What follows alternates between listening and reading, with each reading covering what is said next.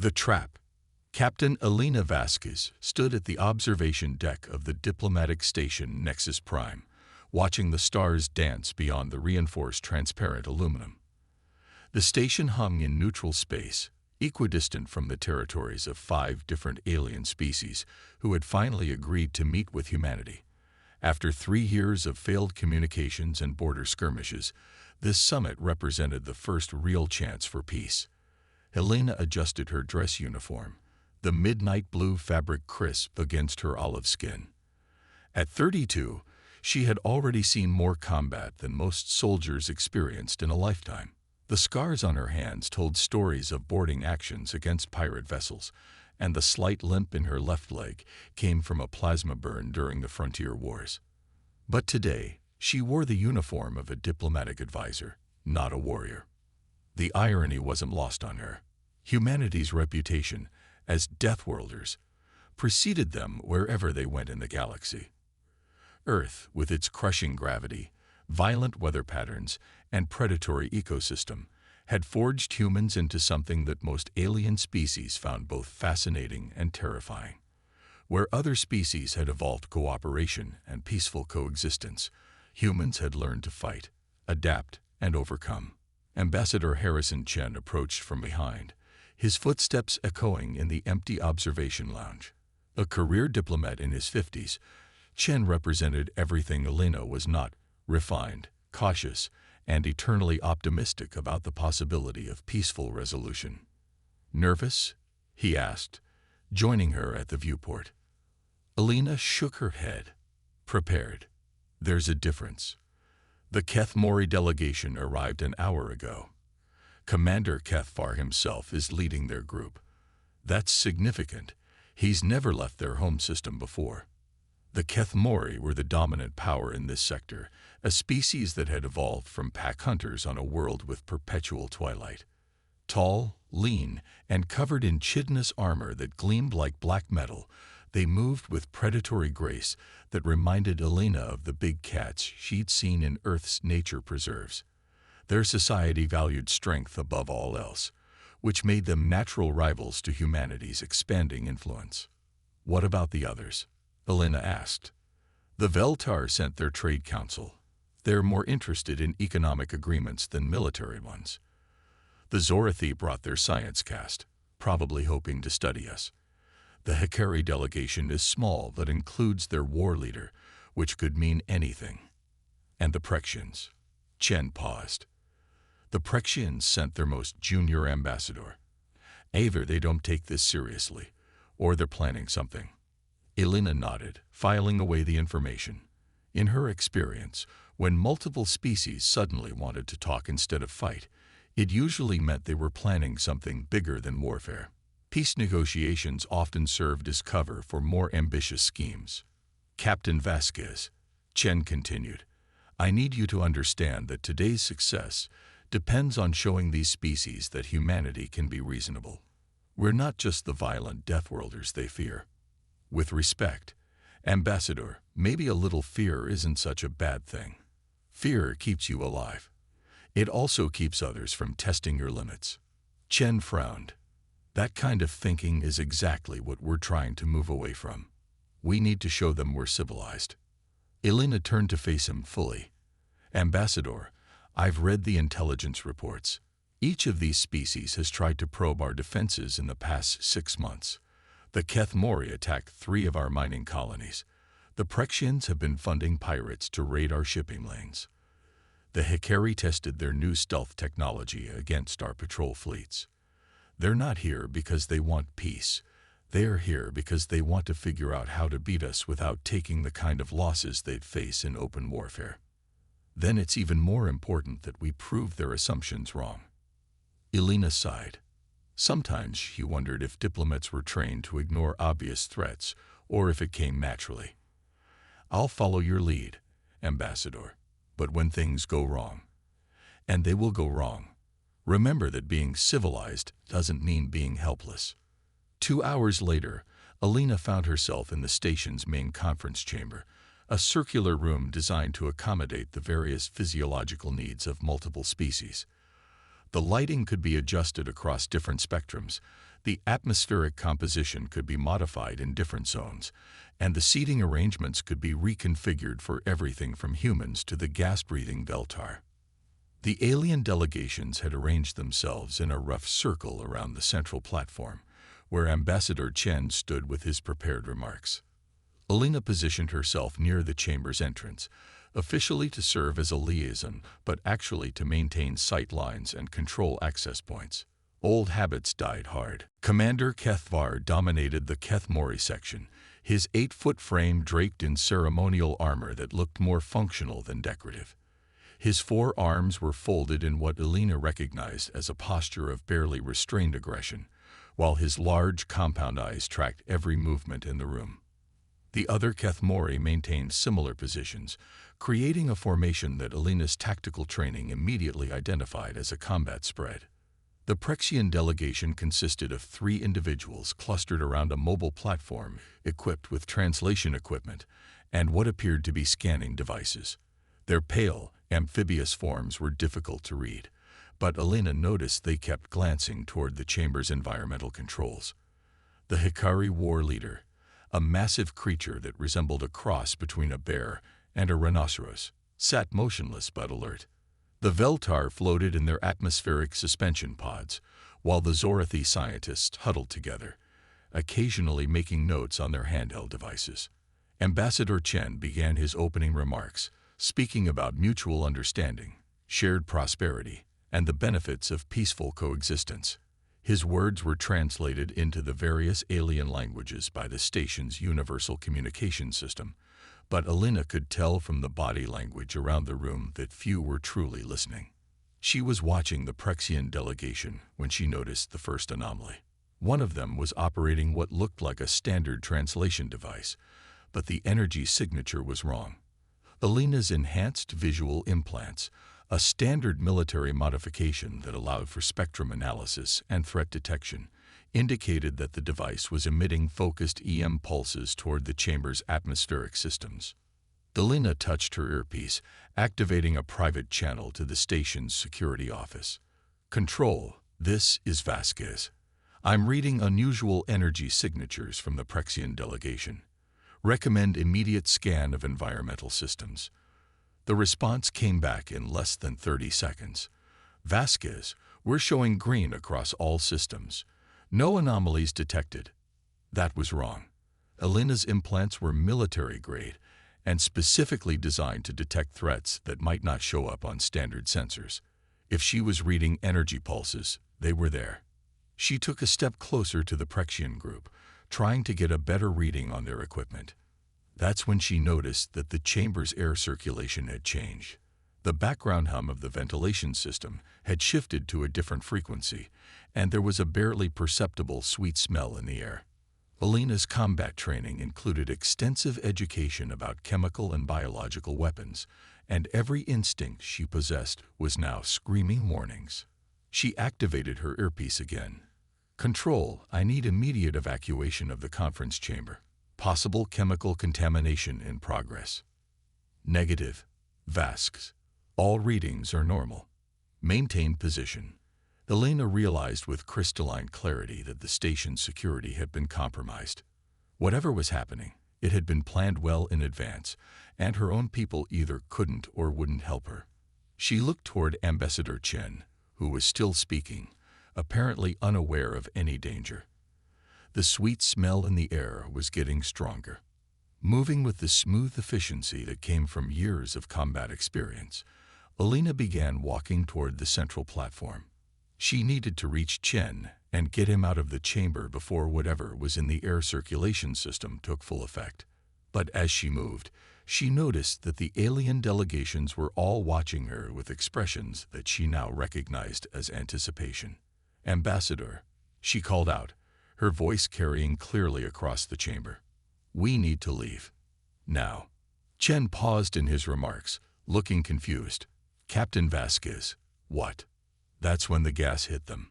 Alina's enhanced metabolism and lung capacity gave her perhaps 30 seconds longer than a normal human would have had, but even her Deathworlder physiology couldn't overcome a chemical weapon specifically designed to target human biochemistry. Her vision blurred, Her coordination faltered, and she felt her body betraying her even as her mind remained clear enough to understand what was happening. She tried to reach for her emergency beacon, but her hands no longer obeyed her commands. Around the chamber, she could see the alien delegations watching with cold satisfaction as both she and Ambassador Chen collapsed to the floor. The last thing she saw before unconsciousness took her was Commander Kethvar rising from his seat, his compound eyes gleaming with predatory triumph. The trap had been perfect. The summit had never been about peace. It had been about eliminating humanity's most dangerous representatives, while maintaining plausible deniability. Alina's final thought before darkness claimed her was a bitter recognition that she had been right about the danger, but wrong about her ability to prevent it. What the aliens didn't know was that Captain Alina Vasquez had survived worse things than chemical weapons. Much worse.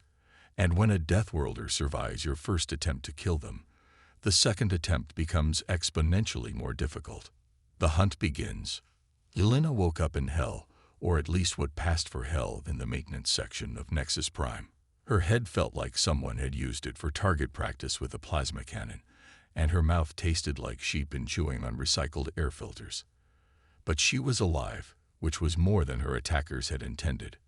The maintenance bay where she found herself was a maze of pipes, conduits, and machinery that kept the station operational. Emergency lighting cast everything in a red glow that made the shadows dance with malevolent purpose. Alina sat up slowly, taking inventory of her condition. Her dress uniform was torn and stained, but underneath it, her body armor had protected her from the worst of whatever had happened after she'd lost consciousness. Memory came flooding back. The conference chamber, the sweet-smelling gas, the predatory satisfaction on Commander Kethvar's face as she collapsed. The fact that she was still breathing meant the chemical weapon hadn't been designed to kill quickly. That was the alien's first mistake. Alina had learned long ago that anything that didn't kill her immediately gave her time to become very, very dangerous. She checked her chronometer. 6 hours had passed since the attack. More than enough time for the alien delegations to complete whatever they had planned. Alina's enhanced hearing picked up the subtle sounds of the station's operations, ventilation systems, power conduits, the distant hum of the main reactors. But there was something else, something that made the hair on the back of her neck stand up. Voices. Alien voices speaking in hushed tones, coming from somewhere deeper in the maintenance section. Alina moved toward them with the silent precision that had made her one of humanity's most effective special operations officers before her transfer to diplomatic duty. The conversation was in Keth Mori Battle Cant, a militarized version of their language used for tactical communications. Alina's linguistic implants translated the words, but understanding the meaning required knowledge of their military culture that she had acquired through 3 years of fighting them. The human female's body has been disposed of as ordered, one voice reported. Her death will appear to be the result of an allergic reaction to the station's atmosphere. The ambassador's death will be attributed to the same cause. Excellent, replied a second voice that Alina recognized as belonging to Commander Kethvar. The Terran government will blame the station's life support systems rather than any of the delegations. By the time they investigate properly, we will have consolidated our alliance and begun the invasion of their frontier colonies. Alina felt a cold rage building in her chest. Chen was dead. The gentle, optimistic diplomat who had believed in the possibility of peace had been murdered by the very species he'd hoped to befriend. And her own death was meant to eliminate one of humanity's most experienced military advisors from the coming conflict. What of the other delegations? The first voice asked. The Prexians provided the chemical weapon and will supply stealth technology for the invasion fleet. The Hikari will contribute their shock troops. The Veltar have agreed to disrupt human supply lines through economic manipulation. Even the Zorathi will participate by providing biological weapons derived from their studies of human physiology. Alina realized she was listening to the planning session for humanity's destruction. Every species at the summit had been part of the conspiracy. The peaceful negotiations had been nothing more than an elaborate assassination designed to remove key human personnel while providing cover for military planning. "When do we begin the assault?" the first voice asked. "Within 72 hours. By the time the Terran government realizes their representatives are dead, our combined fleets will have already struck their forward positions. The humans' Deathworlder reputation won't help them when they're facing coordinated attacks from 5 different species simultaneously." Elena had heard enough. She began backing away from the conversation, her mind already forming plans. The aliens thought she was dead. That gave her an advantage they couldn't have anticipated. A dead woman could move through the station without triggering security alerts or causing the enemy to modify their plans. And Elena had something that none of the alien species possessed, the kind of predatory patience that came from evolving on a world where everything wanted to kill you. She made her way deeper into the maintenance sections, using her knowledge of station design to navigate toward the armory. If she was going to stop an invasion fleet, she would need more than just her combat training. She would need weapons, equipment, and most importantly, she would need to send a message that would make every alien in the galaxy think twice before underestimating humanity again. The station's armory was located in the secure section, protected by multiple layers of security that would normally be impossible for a single person to bypass. But Elena wasn't planning to break in, she was planning to wait. Patience was a predator's greatest weapon, and she had learned patience from the best teacher in the galaxy: necessity. It took 18 hours for her opportunity to arrive. A Kethmori security patrol approached the armory for a routine equipment check, their movements confident and casual. They were expecting no resistance from a station where the only serious threats had already been eliminated. Elena waited until they had opened the security doors and disabled the proximity sensors before making her move. The attack lasted less than 4 seconds. Elena moved with the fluid lethality that had made her legendary among human special forces, striking nerve clusters and joint connections with surgical precision. Kethmori physiology was different from human, but Elena had studied their anatomy extensively during the Frontier Wars. She knew exactly where to hit to cause maximum damage with minimum noise. When it was over, 3 Kethmori warriors lay unconscious on the armory floor, and Elena was armed with military-grade weapons and equipment.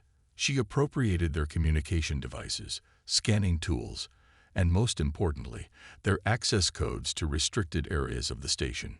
The hunt could begin. Elena's first target was the Prexian delegation. They had provided the weapon that killed Ambassador Chen, and they would be the first to pay for their treachery.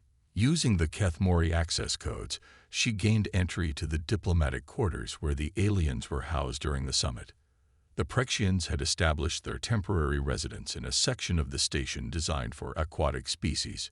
Humidity levels were elevated, and the lighting was filtered to match the spectrum of their homeworld's sun. Elena moved through the corridors like a ghost, her military training allowing her to avoid the automated sensors while her enhanced hearing tracked the movements of her prey. She found the first Prexian in what appeared to be a communication center, working with equipment that was definitely not standard diplomatic gear. The alien was so focused on his work that he never noticed Elena's approach. A single precise strike to the base of his skull was enough to render him unconscious, and Elena quickly began examining his equipment. What she found confirmed her worst fears. The Prexians weren't just coordinating the invasion. They were actively jamming human communication networks. The equipment in the room was broadcasting false signals designed to prevent Earth's military from receiving warning of the impending attack. Elena disabled the jamming devices and began uploading the communication logs to her personal storage unit. The second Prexian was eliminated with equal efficiency, caught while reviewing tactical data about human defensive positions. Elena's attack was silent and swift, leaving her victim unconscious and herself in possession of detailed intelligence about the alien coalition's military capabilities. The third and final member of the Prexian delegation proved to be more challenging. Elena found him in the delegation's main quarters, but he was not alone. Commander Kethvar himself was present, along with 2 other alien commanders that Elena recognized as senior military officers from the Hikari and Veltar forces. Elena positioned herself in the maintenance access tunnel above the meeting room, listening to their conversation through the facility's internal communication system. The translation was perfect, and what she heard made her blood run cold. The biological weapon will be deployed against their primary colony simultaneously with the fleet attacks, the Prexian was saying. Human immune systems are remarkably robust, but we have identified several vulnerabilities that can be exploited.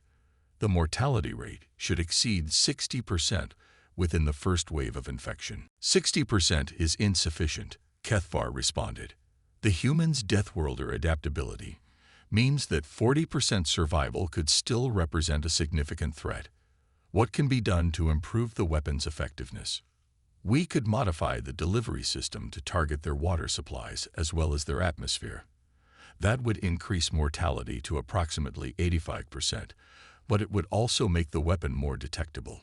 Elena realized that she wasn't just witnessing the planning of an invasion. She was watching the preparation for genocide. The alien coalition wasn't interested in defeating humanity in battle. They wanted to exterminate the species entirely. The fear that humans inspired throughout the galaxy had grown into something that demanded not just victory, but total annihilation. She had two choices. She could try to escape the station and warn Earth's government, giving humanity time to prepare defenses against the coming attack.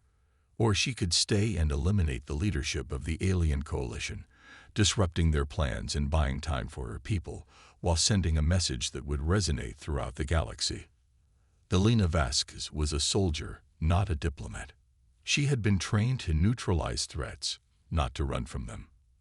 And the greatest threat humanity had ever faced was gathered in a single room, planning the extinction of her species with the casual efficiency of predators discussing their next hunt.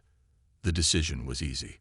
Elena began preparing for the kind of close-quarters combat that would make every alien in the galaxy remember why humans were called Deathworlders. But this time, she wouldn't be fighting for territory or resources. She would be fighting for the survival of her entire species.